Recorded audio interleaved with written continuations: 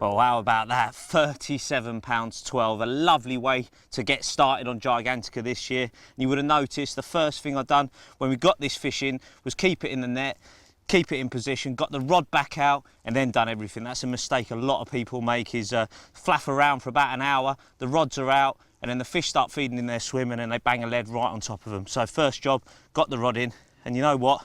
I'm absolutely ecstatic, and this was taken on a new addition to my armoury in 2012. It's called the Goo. I'm going to have a look at it right now.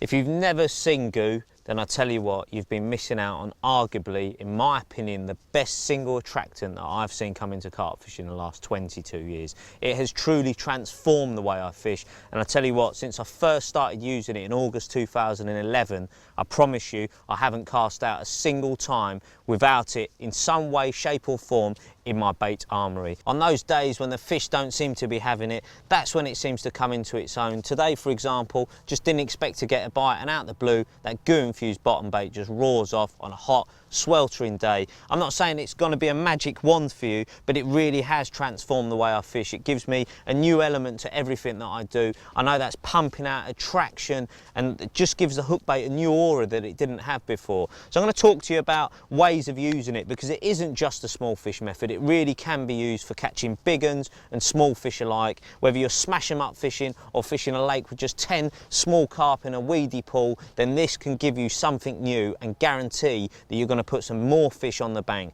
So here I've got some hook baits, right? These are my normal mainline ones that I've used for years. I absolutely love them, they're brilliant. But by putting the Goo on, I think I've added a new element, something to take them to the new level. So here is one of the new Goos, basically. Two new Goos, in fact. This is two types of Almond. We were going to put them in the original launch when the 6 were done by Kiana Carp, but we were just concerned that it's too pink, it's too colourful, and it does tend to stain everything. You know, it stains my pants, it stains my hands. When I go home, it looks like I've been painting a double-decker bus, but it isn't half attractive to carp. They absolutely adore it. And this way, by painting them onto these hook baits, you're going to get it working over a longer period. If you just put it on wet before you cast, then it can often wear away and it's dissipated within 30 to 40 minutes. By doing this hydration system, so what you do is you just trickle, I've got 2 almonds on here, like I said, there's a thinner one first, I drizzle it on, I shake the tub up, leave them in the sun a little while to dry, and then I put the thicker version on. And what that does, the thinner one cuts into it because it's quite acidic, it gets to the core of the bait, and then the thicker one goes on the outside. And we've seen it on the zoom camera on the underwater film, that just bleeds off really, really slowly. And when you see Underwater Part 8, which will be released in 2013, you're going to be shocked, because in all my time of carp fishing, I've never seen fish react to a hook bait like they did to these. It was really the difference between getting one pickup in 4 hours and getting 20 fish go for it in 20 minutes. It was that dramatic. It truly is magical, and you can do it with any of them. Here's some Tutti Frutti one. This is with the actual Tutti Frutti Power Smoke. Again, I've applied it on there and it looks like they've got silkweed on, but they haven't. This has been dried onto it and that's going to leak off over a longer period. And here is another one of the new ones that will hopefully be launched in 2013. This is the Strawberry Twist that's been on test. I actually caught the fish this morning on a combination of 2 of the older Goos that are in the current range and 1 of the new ones. That was the Pineapple Supreme and the Tutti Frutti, and then with a Strawberry Twist, all combined, all around the hook baits, just to give me my own uniqueness. And that's what I'm saying, you're only limited by your own imagination. You can do little cocktails to make sure your bait separates itself from the guy next door. A great way to use them, dried on the hook baits. We're now gonna have a look at stick mixes and pellets.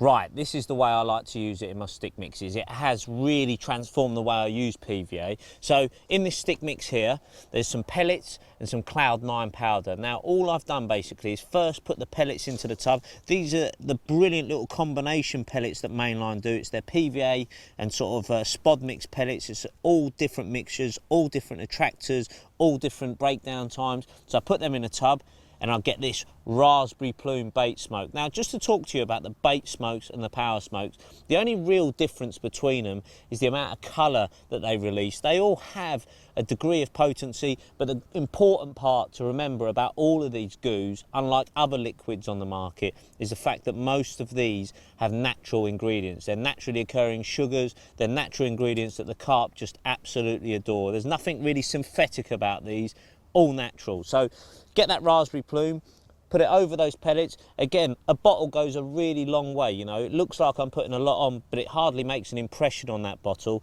Put it onto the pellets, then using your finest found twig, turn them into it until those pellets have got like a little red glaze on them. And I've seen that also on chum mixers. One of my mates been tearing a local syndicate apart using the raspberry plume on his loose feed chum mixers. Before that, he could barely get a bite. Then he started putting them in with the raspberry plume and he said the fish just couldn't get enough of them. I did the same on Hunt's Corner when we did Thinking Tackle, and on the recent 2012 Junior British Championships, young Josh Jones, the winner, again had the same scenario. He wasn't using the Goo in his swim, there was fish on the surface, he was putting mixers out, they weren't really having them. I told him to try the raspberry plume. They'd all been given it throughout the match. He put some on and again the fish tore into it, and I know the lad didn't cast out then without Goo again, and he ended up romping the match and winning it for the first time, the youngest ever winner. So there's another bit of proof about the Goo pudding. So pellets go in, then get some stick mix in there again. So you've got the raspberry in, and then what I do is I put this Pineapple Supreme over the top.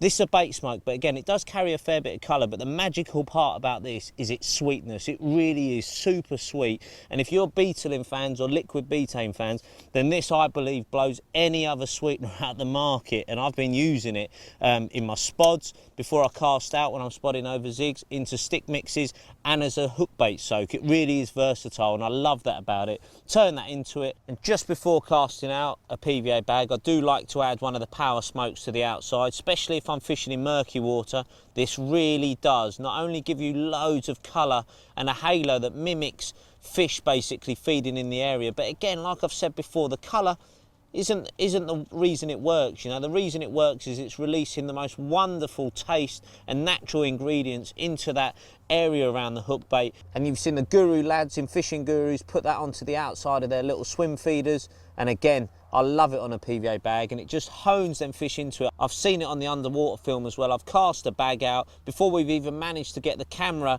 onto the bag. A fish has come in and smashed it. That's how quickly they find that. And you know what? I don't think there's another bait ingredient out there that can hone fish into your hook bait as quickly as this.